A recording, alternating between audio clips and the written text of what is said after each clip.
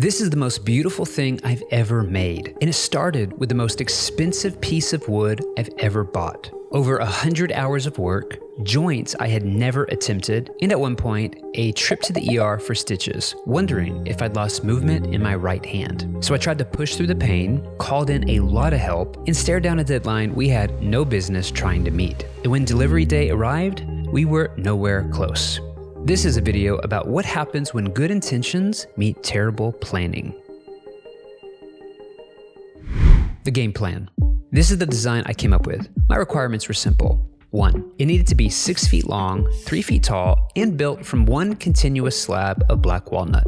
B. It needed 2 waterfall edges, with the grain wrapping over the top and down both sides like the slab had been folded into shape. Usually you only see one waterfall edge because doing both sides requires a slab over 12 feet long, and slabs over 12 feet long are stupid expensive. But this is YouTube, and like Veruca Salt and Willy Wonka, Daddy, I want 2 waterfall edges and I want them now. I want one! I want a golden goose! Roman numeral 3. It had to be finished in 2 weeks and be as cheap as possible because I was planning to give it away. So all I had to do was find a giant slab that was only mildly financially devastating, cut it into thirds, make 2 massive miters look perfect, reinforce the joints, finish it, and deliver it before the deadline. Nothing could go wrong, right?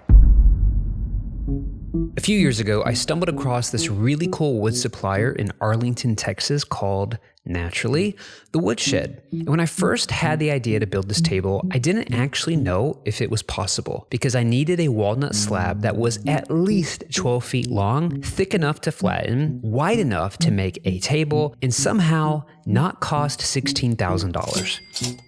And I also didn't want to spend 3 days digging through hundreds of slabs like some kind of artisanal raccoon. So I texted my buddy John, who works there, told him my idea and said, hey, if you ever come across something that might work, keep me in mind. 5 minutes later, he sent me a video of a 12-foot tall, 6-inch thick walnut slab that they had sitting in the shop. And he said, I think this might work. It was long enough, it was thick enough, and it was walnut. And most importantly, it was not $16,000.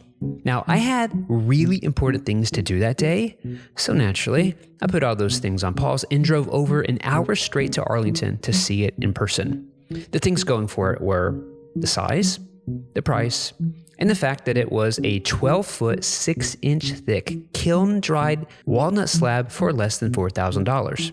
The things going against it were, are you kidding me? Nothing. Why are we still debating this? So after offending OSHA on a forklift, taking an aerial picture and sketching out my dimensions, I told them to hold onto it and that I'd be back in a week to buy it. But there was one problem. I didn't have the money to buy it. Now, I was sharing the idea for this table with a good friend of mine and how I wanted to make a special one-of-a-kind table to give away, but that the slab I found was still a bit too much for me. It was really a throwaway conversation and I didn't think much of it. About an hour later, my friend called me and he said, go buy the slab. I'll buy it if you do the work and we can give it away together. Friend of the decade, that guy is. So 7 days later, with my new best friend's checkbook in hand, I spent the day with Danny and John while they flattened the slab from 6 inches thick down to 2.5 inches thick on this custom 20-foot manual CNC style machine called a joint-a-wood. And this thing is wild. It has a planer head on it. It can chew through wood a 1/4 inch thick at a time, which is extremely cool. And also a nice reminder that every tool in a professional wood shop looks like it was invented specifically to remove fingers from people who are feeling confident. But before we could flatten it, we noticed what looked like a nail hiding in the slab. And I don't know a lot, but I do know that planer knives generally prefer not to discover buried metal at several thousand RPMs. So we did a little surgery and we ended up pulling out 3 nails from what would eventually become the side of this table, which is actually kind of cool. And later in the video, that little detail will make a weird amount of cosmic sense. One of the other interesting things about the slab is that it's called a second cut. Now from this angle, you can see the shape of the original tree, and because of the round outside profile, one side of the slab had this massive bevel running down the edge, which made it pretty undesirable for most builders. In fact, this slab had been sitting at the woodshed for 4 years because nobody wanted it. This is utterly kind of just like this scrap wood. Yeah. That would be turned into mulch or something, and we can give it another life. But I had special plans for the slab that the builders rejected. And upon further reflection, I probably should have used that line while negotiating the price down.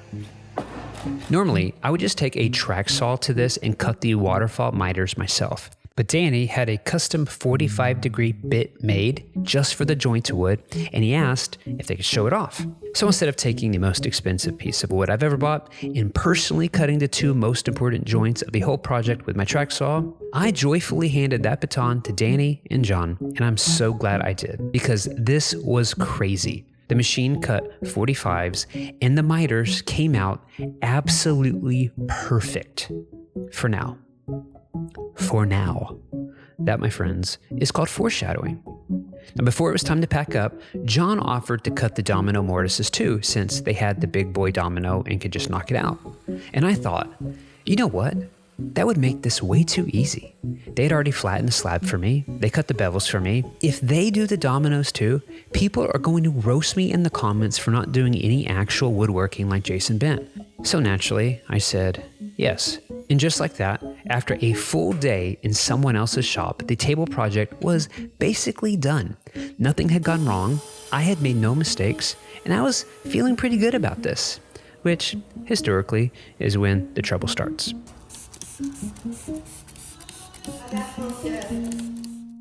What you're seeing here is us dry fitting the table for the very first time. And this is one of the best moments in any build because up until now, this has basically been an expensive tree puzzle in my mind's eye. But once the pieces come together, you finally get to see if the idea in your head has any connection to reality. Now, to reinforce these miters, we use the biggest dominoes available, 14 millimeter dominoes, and they are tight. Like once you hammer them in, they're not coming out. So instead of accidentally assembling the entire table before I was ready, I 3D printed some loose dry fit dominoes that I could pull out by hand, and they worked really well. This is also where the real-time design decisions start, because a slab like this doesn't come with clean lines, square edges, and a useless instruction manual from Sweden. You have to decide what stays, what goes, and how to make it look like the tree meant to do that. For example, this side was way too wide, and the obvious solution was to just cut it off. The hard part was cutting it in a way that still looked natural and not like a man with a jigsaw panicked near a deadline. So I roughed it out first with a jigsaw. Then later, after glue up, I'd come back with grinding and shaping tools to finesse the edge and make it feel organic. This section right here was complete rot. And the rule with slabs is pretty simple. If it can move, remove it. Anything loose, punky, crumbly, or suspicious has to go before finish or epoxy ever touches it. Thankfully, nothing a cheap wire wheel couldn't handle. And this part felt like sculpting butter with a hot knife, which sounds peaceful until you remember this is exactly how confident people end up on urgent care paperwork.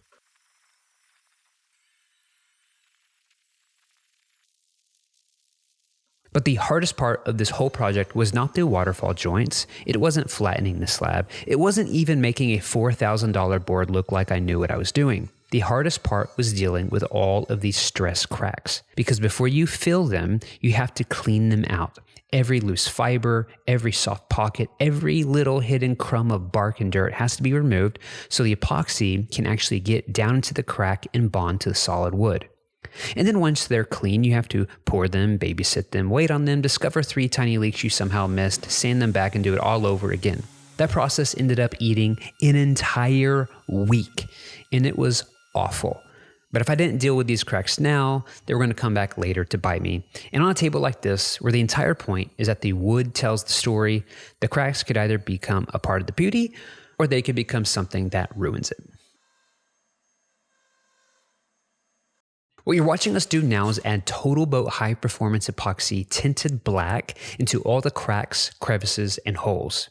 Then we wait 24 hours for it to cure, sand it back, reassess where new holes opened up again, and we do it all over again. And again. And again. We ended up doing 8 rounds of this, which is exactly as exciting as it sounds. So instead of explaining epoxy in even more detail, I want to tell you about the 4 rules that I've self-imposed for this YouTube channel. Rule number 1, no talking politics. Rule number 2, no talking religion. Rule number 3, no cussing. And rule number 4, no sexual innuendo jokes. With rules 1 and 2, there are few things worse than settling in after a hard day of work, turning on a late night show hoping for a few jokes, and realizing the comedian is angry and now has become a political commentator and activist. That's not what you tuned in for. It's like going to a nice steakhouse and being served tofu instead of a filet. Apologies to the vegans. With rule number 3, I can appreciate a well-placed swear word. I really can. But my kids watch these videos and I want them to age well, and I want to be a good example to my boys. And a few years ago, I got a comment from a dad that stopped me in my tracks.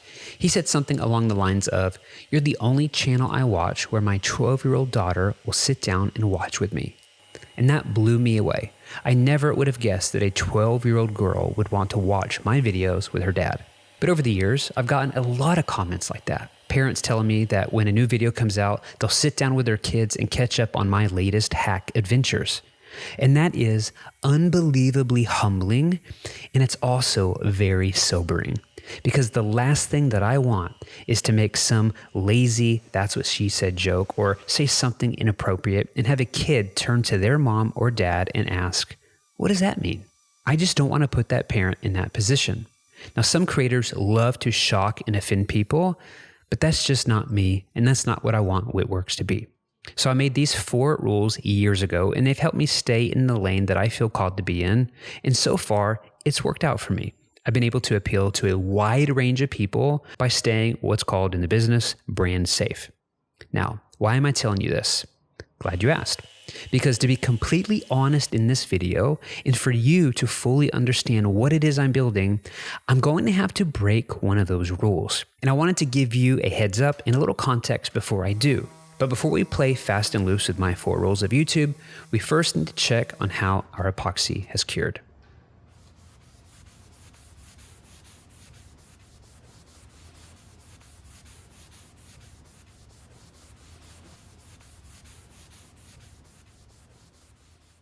Well, the good news is we had very minimal leaks. I'll take that as a win.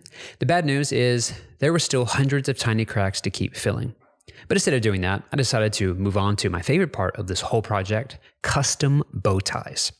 One side of the slab had a pretty major crack running through it, and while epoxy could have filled that in, it would have looked really unnatural and ugly. And that's where bow ties come in. They lock the 2 sides together mechanically and help keep the crack from spreading over time. And they also look awesome. Now, I love walnut and I like maple, and most people love pairing maple with walnut. I hate that combo. The contrast is too harsh for me. It always feels a little like the wood is yelling at you. So instead of maple, I prefer to use cherry. You still get some contrast, but it's warmer, softer, and more subtle. Plus, it's cherry, and who doesn't love cherry? My friend Mike had given me this thick piece of cherry with a really nice shimmer to it, so I resawed it on the bandsaw, ran it through the planer, and got it down to a size that I could use for the bow ties. Now, I don't like cutting bow ties the traditional way. I'm picky and a bit of an obsessive perfectionist. And I've just never seen a hand-cut bow tie that I didn't immediately start inspecting like a building code violation. I always see the flaws. So instead, I like to use a handheld CNC router called the Shaper Origin. This lets me create the exact size bow tie I need in Shaper Studio, and I can adjust the shape, skew it, stretch it, and make it fit the geometry of the crack instead of forcing the crack to fit some generic template.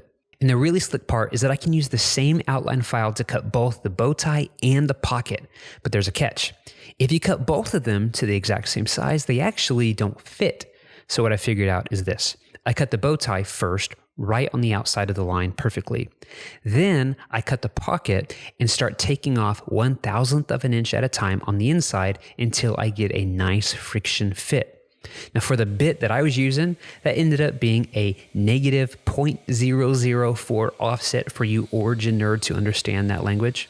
And because I can account for the radius of the router bit inside Shaper Studio, I can design the bow tie so that there are no sharp inside corners to square up later. Which means no chisel work, no cleanup, and no pretending that my hand tool skills are better than they are. Just a clean custom bow tie that fits exactly where it needs to go. Everyone that has seen these bow ties has been fooled into thinking that I'm a good woodworker, and the truth is, I'm a C- woodworker who just knows how to use technology. Okay, you ready to break some rules? I'm going to bend rule number 2 here gently, no religious talk. But I'm going to try to do it in a way that's honoring and respectful of people who don't believe what I believe. So if you're not a person of faith, I'm really glad you're here, and I promise this is not some bait and switch evangelism campaign, and I'm not going to preach at you. But for you to fully understand what I'm building and why it matters, I need to explain what this table is for, and I can't do that unless I bend rule number 2. And while there are a lot of angry trolls in the comments, I think that we are both mature enough to speak and listen in a way that's healthy, respectful, and maybe even beautiful in a world that is very, very divided right now.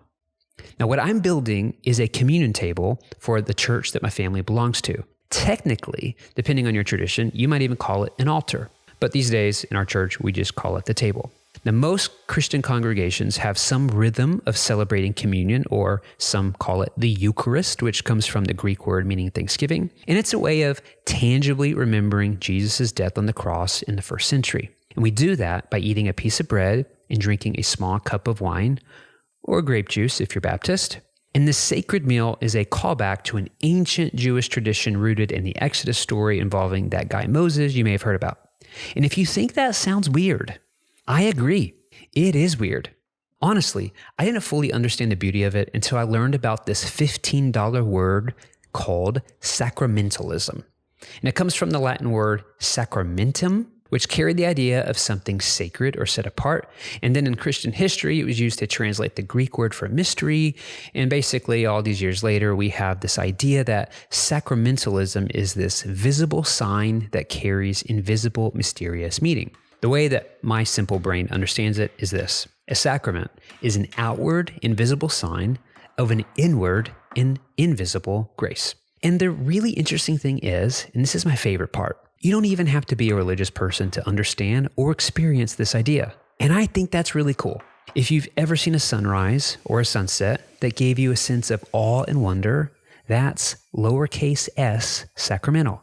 And if you saw some of the recent photos of the Earth and Moon from the Artemis II mission and you felt something on the inside, that's sacramental. If you've ever heard a song that hit differently at the exact moment you needed it, and somehow, in a strange way, that music touched you, that's sacramental. If you've ever had a hug on a terrible day and somehow it made you feel just a little less alone, my friend, that's sacramental. It's something physical or involving creation that is communicating something invisible. And in the Christian faith, we often use ordinary things from creation like water, oil, bread, wine as signs of God's love for us. Those are sacraments with a capital S. Now, fun fact, this is actually where Sacramento, California gets its name. But back to this table. The table my church had, and there's no nice way to say this, it was looking kind of rough. No offense to whoever made it, but it looked like it came out of a 1970s shop class taught by a substitute PE coach. So one Sunday, I just got tired of looking at it. Not because I wanted something fancy, not because the table itself is magic, but because if this is the place where we remember beauty and sacrifice, grace and love, I thought as a designer that maybe the table should tell that story too. So I had this idea. What if I made a table for the sacrament that felt sacramental? Something beautiful, something weighty, something that when you walked into the room, it gave you a sense of awe and wonder. And to raise the stakes, our church recently moved into a new building, and I'm trying to get the table finished in time so it can be used for the very first time in the new space, hence the tight deadline, which is in a few days. All right, how we doing? Everyone good? Great, because this is where things turn horrible for me and we jump the shark. I hope you got your popcorn ready. Well, I got some bad news to share with you, but before I share my bad news, I have some good news for you. And that is, for the first time on our channel, we're finally getting to do something that I've always dreamt that I'd be able to do. And that is give away to one of you the most expensive and luxurious and most coveted tool any woodworker could have in their shop, a Festool domino. Now, recently, Festool just announced a new version of their domino where they fixed some little quirks that a lot of us have been complaining about. And I thought, now's a good time to buy one and give it away to you. Now, to be clear, Festool is not sponsoring this video, and I'm paying for this with my own money. With taxes and shipping, this is gonna cost me around $1,500 to give away, so you're welcome. Years ago, I was really frustrated with my trim router. It was very unstable and it made a lot of sawdust. So together with one of my friends, we designed a solution for that, and we call it the Wit Plate. It's an oversized acrylic base with a dust chute attachment that works with most dust extractor hoses, even the cheap ones on Amazon that I highly recommend. The amount of sawdust that this thing collects is amazing. And there's this other trick. We designed it to where you could make a router table out of it using scraps that you have around your shop so that you don't have to spend $1,000 on a dedicated full-size router table. You can turn this thing upside down, put it in a piece of plywood, clamp it to a workbench, and you have a router table. I love my track saw, but I was tired of some of the sawdust that was escaping, and so we designed some caps to maximize the dust extraction. These guide rails are really expensive, and so we developed caps to protect the ends so that when you're storing them, they don't get bent or nicked up. We make a ton of other stuff to help upgrade your track saw experience. I needed a ton of storage in my garage, but I didn't want to spend money on expensive drawer hardware, so we developed a cabinet system that is really slick, really easy to build, and saves you a ton of money. It's actually the #1 viewed video on my channel. And in addition to that, we make a ton of digital plans to help you build things that make your workshop suck less. If you already have a domino, you know that it can be sketchy to cut mortises on really thin, narrow stock. So we developed what's called the Wit Grip, which is a secure holder that you can quickly put your domino in or out of and safely perform that operation. The most rewarding part of my job is not making videos that get lots of views. It is seeing the reviews and the feedback and the pictures of people who buy the solutions that we designed for my shop and have found equal joy in their shop and how they've solved their problems. So here's how this is gonna work.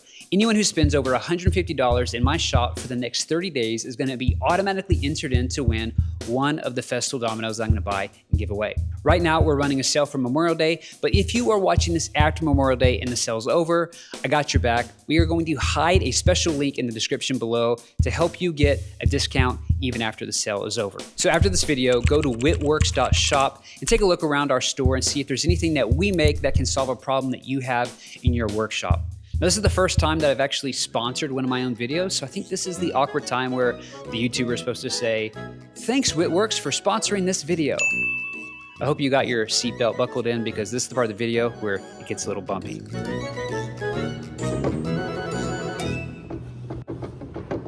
Right before I was about to glue up the table and coast my way to the deadline, I noticed that something wasn't right. The slab had warped, which meant our nice, perfect 45-degree miter joints were no longer going to line up. And I should have known this was coming because if we rewind all the way back to the dry fit, you can see these gaps. But at the time, I assumed it was just because we didn't have everything clamped together, and I thought they would close up when we added real dominoes and clamps. It was not because we didn't have everything clamped together, and I'll explain why this happened in a minute. But first, I needed to load these slabs onto the trailer, take them back to the woodshed, and get them reflattened, and that's when I had an accident. All right, here's what happened. We were trying to flip the top of the table, which was about 150 pounds, and instead of kind of squaring up to it on the end and flipping it like that, I was in a rush and I was sideways to the table and thought I'll just pick it straight up and then flip it over that way. And as we flipped it, the table slipped out of my hands. It was my fault. And the sharp edge, which looks a whole lot like that, imagine this piece, but 150 pounds and 6 feet wide, came right down on my forearm and ripped me open on the way down. My first thought was, oh man, we just ruined the slab because it hit the trailer and this nice edge that we've been protecting was now ruined. Then I felt a burning and I looked at my arm and I saw a hole about that big. And we're not going to show you pictures, but blood was pooling everywhere. And I saw white and I thought it was my bone. Hayden, my helper, was there, and he started kind of freaking out, and it let me know this was really, really serious. My first instinct was, let's wrap it and let's get back to work. My wife came over, and she said, we're going to the ER. And I really didn't want to go to the ER because it's the ER, but we wrapped it with some gauze and some Coban, which highly recommend you have in your shop. And about 2 hours later, I finally got seen in the ER, And thankfully, I had all the movement and feeling in my fingers. I barely missed the tendon by about maybe 0.5 millimeter. I got really lucky, and I'm just going to have a gnarly scar. So that was Tuesday, which really threw a wrench in things because I'm supposed to deliver this piece on Friday, and we got a lot to fix. And I don't know how I'm going to do that with an arm that has 6 stitches in it that I'm not supposed to move. But shout out to whoever invented lidocaine, because that stuff's pretty cool. So I guess we've got a bloodstained table now. And everyone says that the scar is going to be pretty cool and that chicks dig scars. But I'm already married and, she's kind of annoyed at it. Go slow, be careful, and you should have a first aid kit in your shop if you don't already. I don't know why I'm using a chisel. I think that's kind of triggering me. I probably should have taken the day off, to heal, but I really wanted to try to get this done. And to be clear, everyone around me and everyone at the church told me to not push it and that it was okay. Protect yourself, don't be stupid, which is good advice I fully understood and completely ignored. But not in a macho, I'm invincible kind of way. It became a game to me. If we missed the deadline for a self-imposed project that I came up with and was giving away, that would be completely fine. Nobody was demanding this, nobody was pressuring me. However, I wanted to try. And trying sounded a whole lot more fun than sitting around feeling defeated and sorry for myself. Thankfully, I have some amazing friends who are willing to give it a go and help me.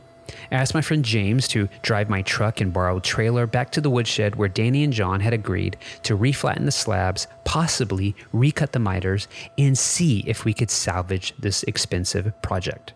I had my doubts. Those miters had been perfect, and I knew if we flattened the slabs again, we'd probably have to recut the bevels. And if we recut them, we might make the existing joints worse or lose the grain flow that was the entire point of the table. I can't express how grateful I am for people like Danny and John at the woodshed and for James for bailing me out here. We spent another full day fixing my mistake. So what was my mistake? Pay attention here. The footage of us flattening the slab and cutting all the joints was from early March. After that, the pieces sat in my shop for over a month. They were stacked and stickered to allow for wood movement, but I was halfway through building a new workbench and filming that video, and I didn't want 2 major projects going on at the same time because I believe focus is a superpower. Oh, look at these bow ties. Yeah. You like that, don't you? Man, those things look good. I love that angle. The one thing I did right. So I decided to focus and finish on the workbench first, and then once that video was done, I picked the table project back up and finish it. And that would still give me about 2 weeks to meet my deadline. And since all the important cuts were already done, I thought I had plenty of time. I did not have plenty of time. What I didn't account for was the strange and inordinate amount of humidity and temperature swings we had in March and April this year in Texas. I also didn't really consider what would happen when we took a 6-inch slab down to 2.5 inches. That released a lot of tension in the wood. And once that wood had been opened up, it had opinions. Very strong opinions. And if I could do this all over again, I would have changed the order completely. I would have had the slab flattened, but not cut the final joints. Then I would have filled all the cracks with epoxy. Then when I was actually ready to assemble the table, I would have taken it back to final flattening, cut the miters, cut the domino mortises, and glued it up immediately. Or, at the very least, I could have sealed the pieces right away to help limit the additional movement, but I didn't do that because I'm a dummy. And just look at how bad those once perfect miter joints were now after we've reflattened the slab. There was only really one course of action, and that was to recut the 45s and recut the domino mortises and glue it up right there. The glue up alone took 30 minutes and 6 guys just to get everything as square and solid as possible. I really wanted to help, but with 6 stitches that were only 24 hours old, the guys did a great job of pushing me out of the way and making sure I was basically just the cameraman, which is probably wise. I really wanted to take the table home that Wednesday night, but we decided it would be smarter not to stress the joints for at least 24 hours, especially since this thing would have had to ride on a trailer for an hour down the interstate. So James drove me home empty-handed, and the next day, my shop helper Hayden drove me back to pick it up.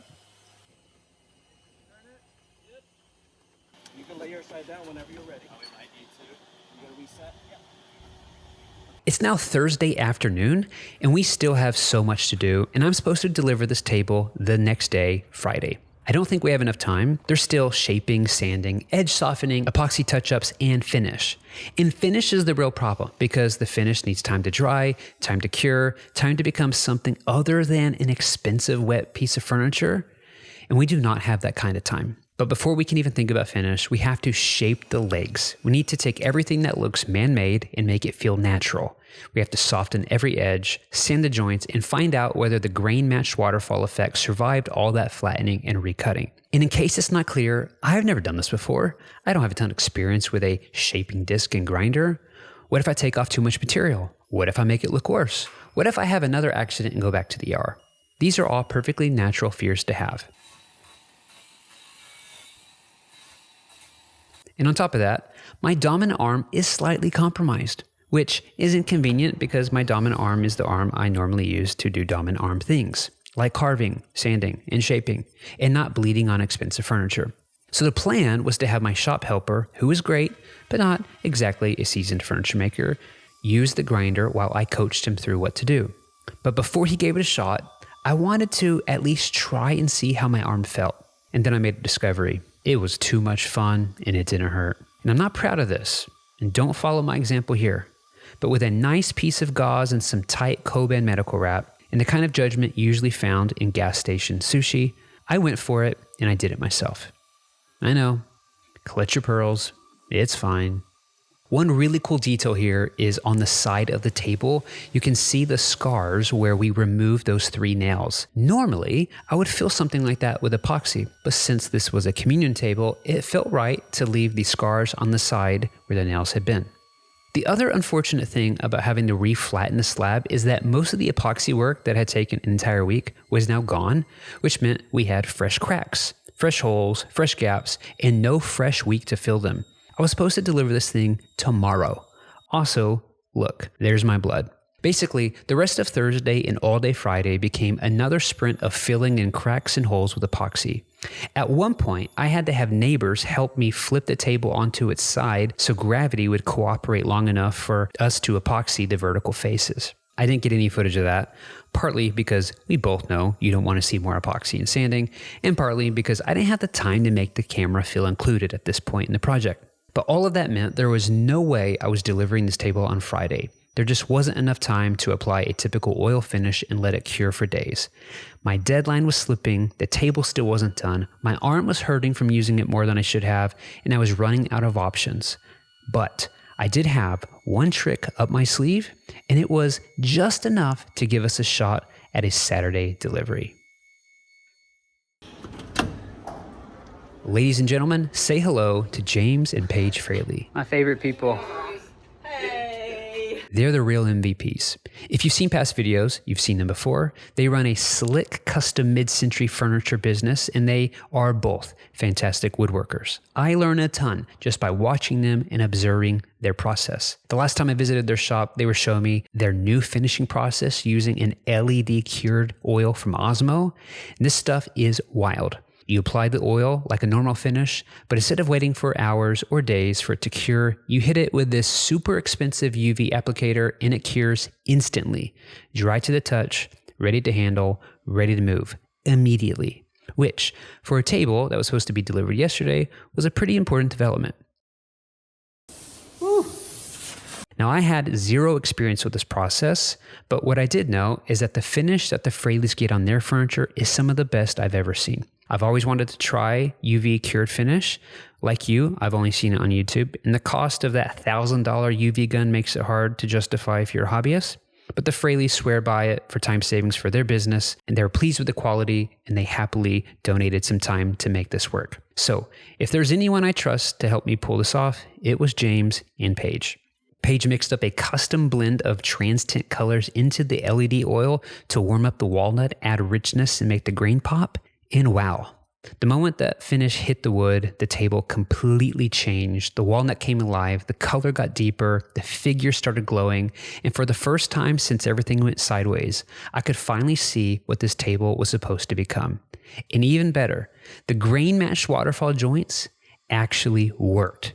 And after all the flattening, recutting, movement, panic, and mild blood sacrifice on my part, the grain still flowed over the top and down both sides like nothing had happened. Now, were there a few small gaps to touch up? Yes. Was it perfect? No. But considering where we were and how close we came to falling apart completely, this was beyond the best case scenario for me. Pretty sweet. When this project started, I thought that I was building a table, but I couldn't have built it alone. I needed someone to believe in the idea and donate the slab. I needed Mike for sanding and the Cherry for bow ties. I needed Danny and John at the woodshed to cut the miters and save the project.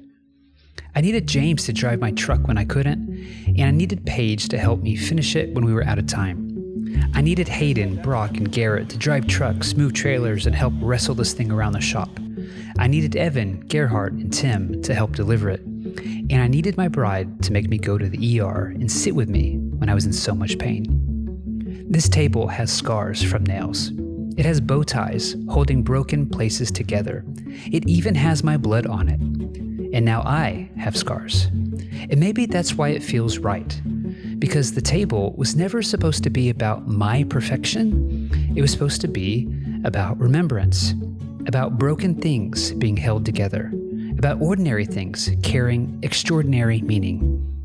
Bread, wine, a room full of broken people, and a beautiful table with scars in the center. So, my brother, my sister, go make something beautiful and share it with the world. But don't do it alone. Ask for help, give help, and be the kind of friend who shows up.